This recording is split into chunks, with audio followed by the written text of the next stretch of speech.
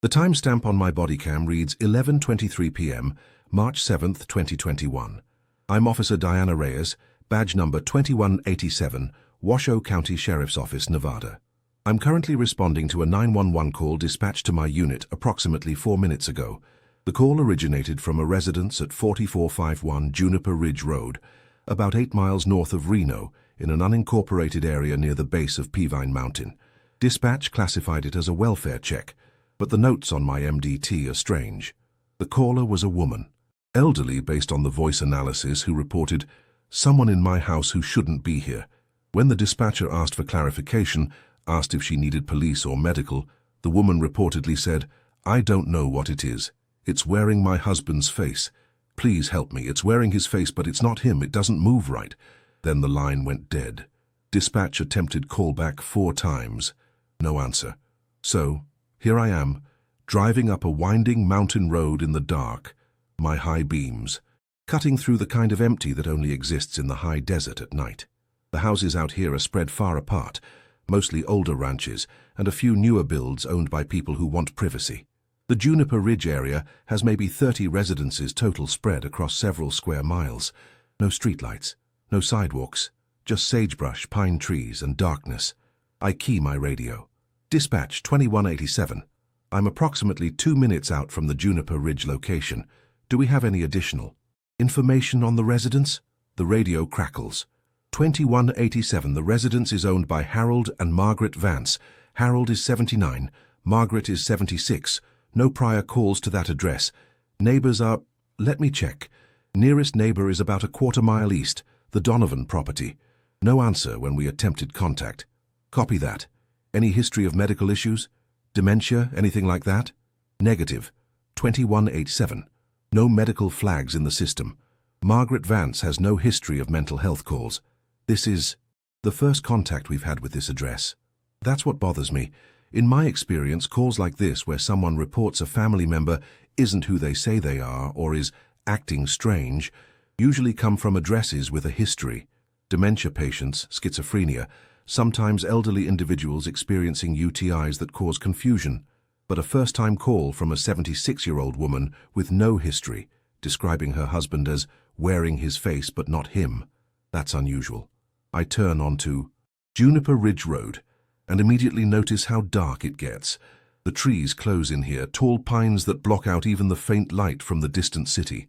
My headlights illuminate a narrow 2-lane road with no center line, cracked asphalt, the kind of road that hasn't seen maintenance funding in years. I pass a mailbox on my right, 4447, getting close. Another mailbox, 4449. The next driveway should be the Vance residence. I slow down, looking for the turn. That's when my radio emits a sound I've never heard before. It's not static exactly. It's more like a tone, a low hum that rises and falls in a pattern that almost sounds deliberate. I reach for the unit to adjust the frequency, thinking maybe I'm picking up interference from somewhere, and the sound stops abruptly. Complete silence. Not even the normal background hiss. I try a test transmission. Dispatch 2187 radio check. Nothing. No response. No static. The radio is on. The display shows I'm on the correct frequency, but it's like transmitting into a void. I check my cell phone. 2 bars. Marginal, but it should work.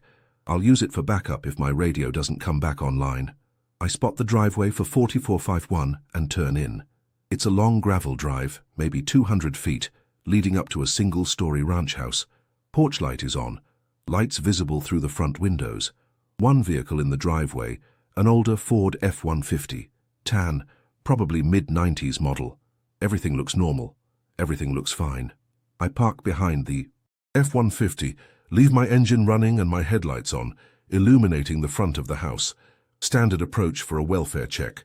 I grab my flashlight, check my radio one more time, still dead, and step out of the cruiser. The cold hits me immediately. It's probably 32 degrees up here, maybe colder. My breath fogs in front of my face. The only sounds are my boots on the gravel, the idle of my engine, and somewhere in the distance, a dog barking. Not close. Maybe the neighbor's property. I approach the front door, scanning the windows as I walk. The curtains are drawn on most of them, but through a gap in what looks like the living room window, I can see a television playing. The blue flicker of a screen. No movement inside that I can detect. I reach the front porch, 3 wooden steps, and that's when I notice the first thing that doesn't fit. The front door is open, not wide open, just slightly ajar, maybe 2 inches. I can see a sliver of the interior, a hardwood floor, the edge of a rug.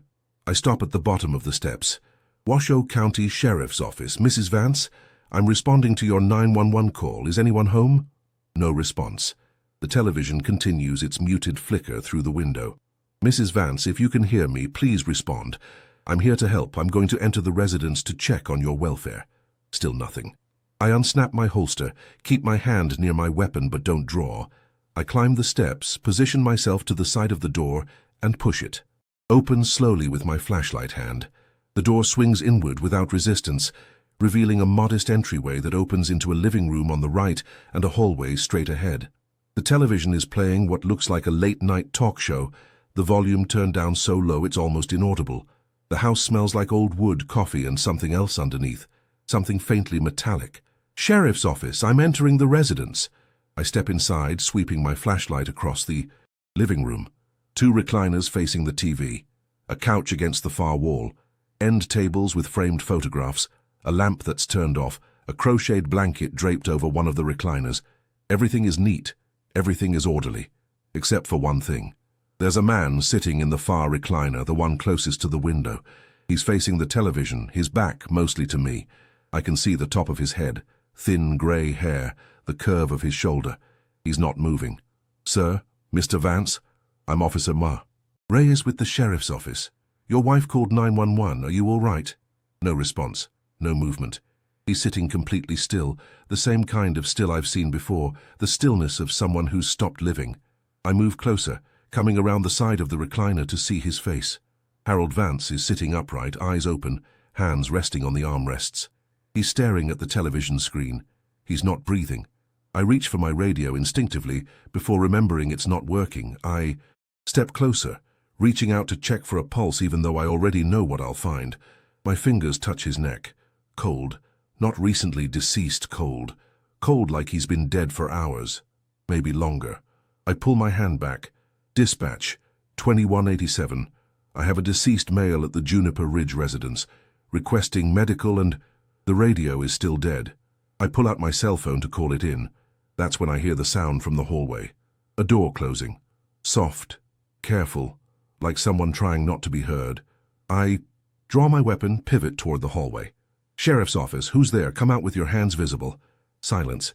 Then footsteps. Slow, deliberate footsteps coming from somewhere deeper in the house, moving toward me. I aim my flashlight down the hallway. 3 doors visible. One on the left, one on the right, one at the far end. All closed. The footsteps stop. I count to 5. Nothing. Mrs. Vance? Is that you? I'm here to help. Please identify yourself. A voice comes from behind the door, at the end of the hallway. It's a woman's voice, elderly, trembling. He's still here, it's still here. Please, please, you have to help me. Don't let it find me. Mrs. Vance, I'm going to come to you. Stay where you are. Is anyone else in the house? It looks like Harold. It has his face, but Harold's dead. Harold died 2 days ago. I called the funeral home. They took his body, but he came back. He came back last night, and he won't leave. He just sits there. He just sits there and watches me. And he doesn't breathe, and I don't know what it is, but it's not my husband. I process what she's saying. She's clearly confused. Grief, shock, possibly a mental health episode. Her husband is sitting dead in the living room, but she thinks his body was already removed. That's not uncommon with elderly individuals who've experienced trauma. The mind protects itself, creates narratives that don't align with reality. Mrs. Vance, I understand you're scared. I'm going to come to you now. Just stay calm.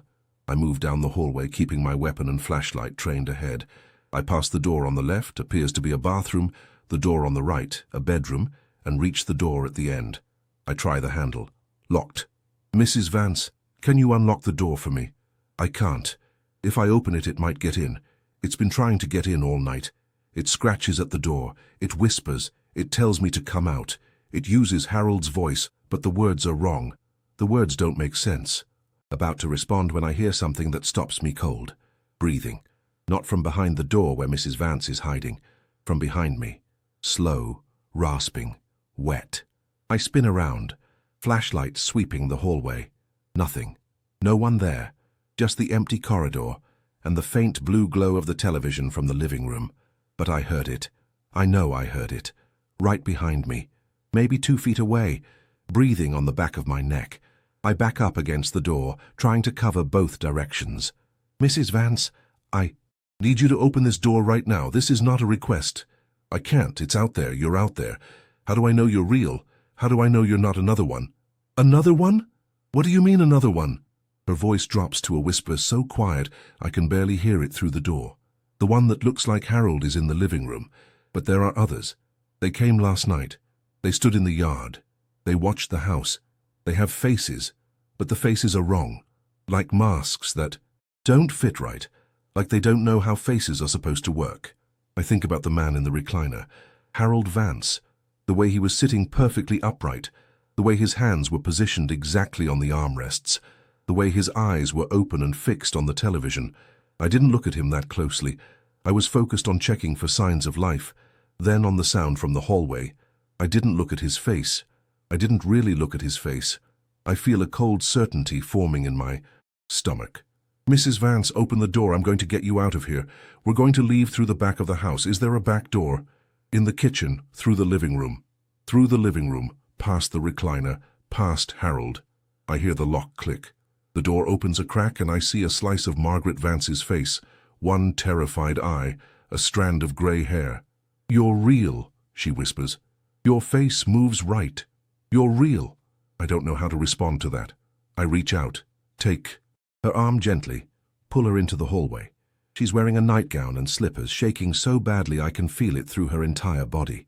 Stay behind me. We're going to walk to the kitchen and out the back door. Don't look at anything.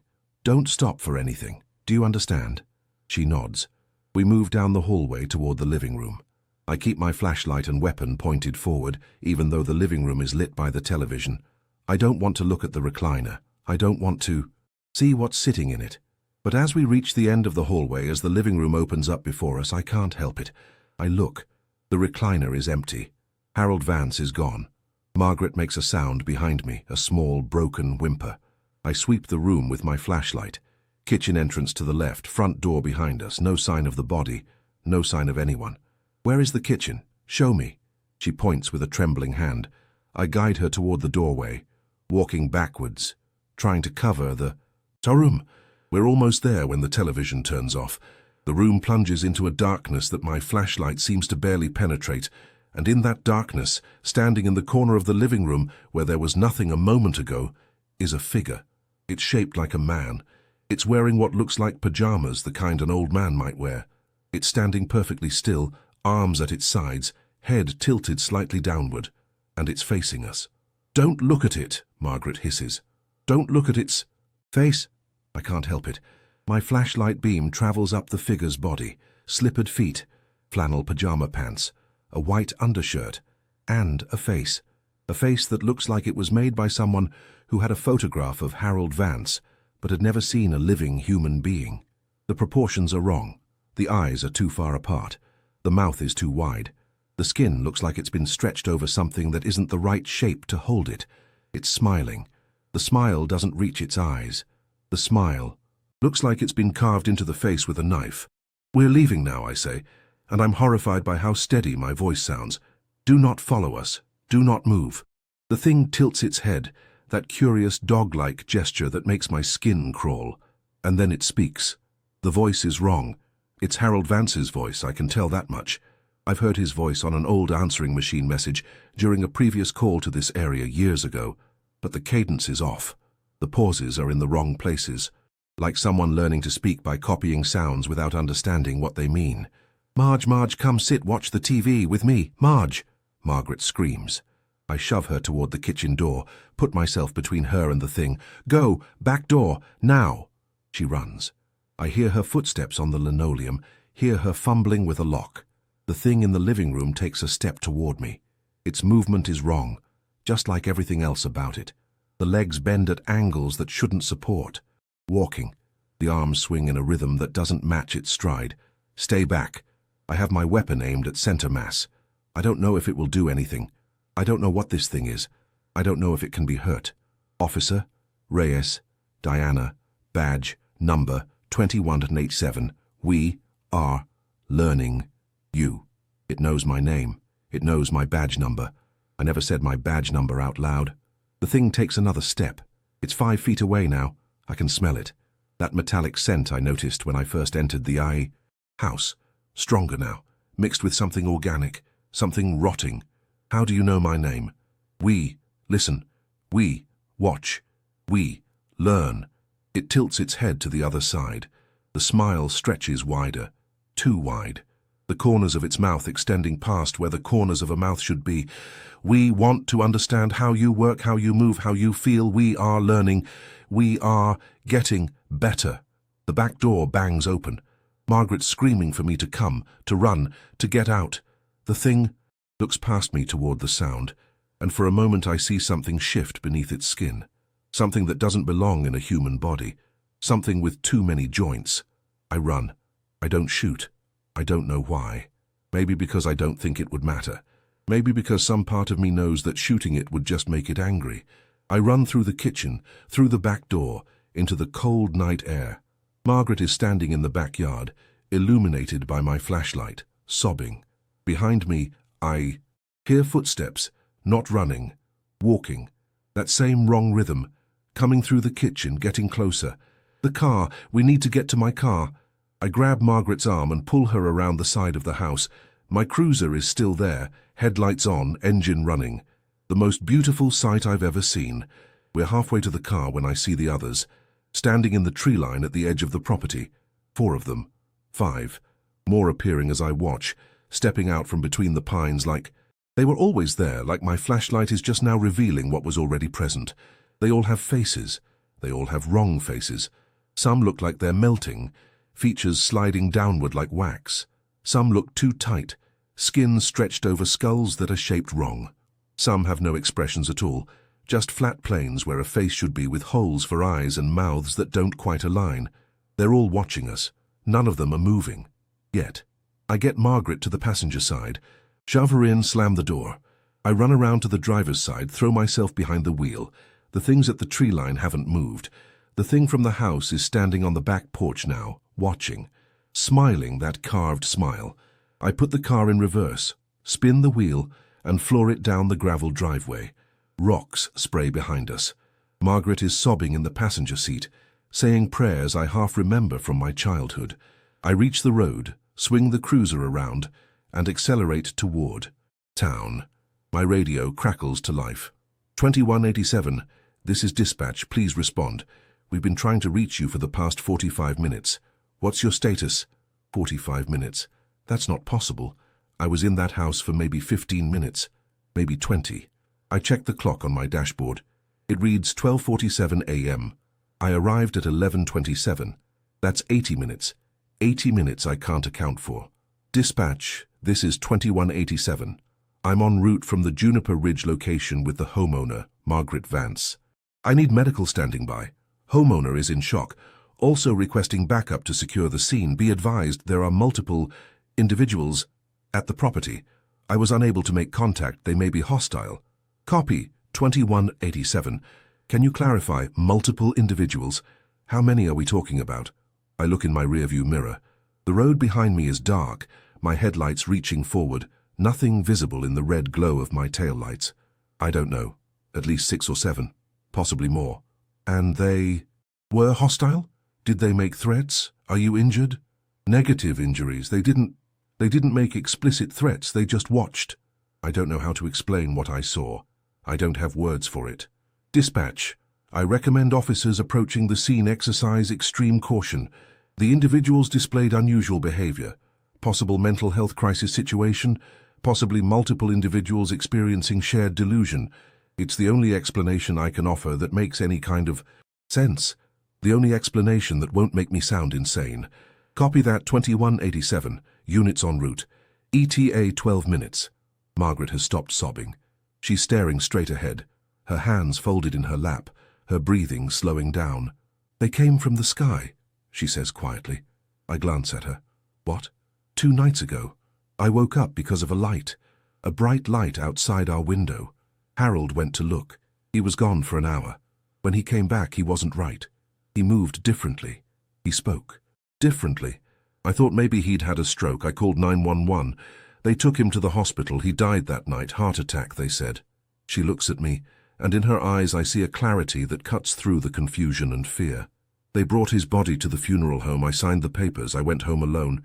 And then last night Harold walked through the front door, the same Harold, the same body. But it wasn't him, and there were others in the yard, watching, waiting, learning. I don't know what to say. I don't know how any of this is possible. The light, she continues, it came back last night, just before they appeared, a bright light over the mountain. No sound, just light. And then they were there. I drive in silence after that. I don't have any answers. I don't have any explanations. All I have is a terrified old woman, a house full of things that shouldn't exist, and 80 minutes of my life that I can't remember. We reach the station at 01:23 a.m. Margaret is taken.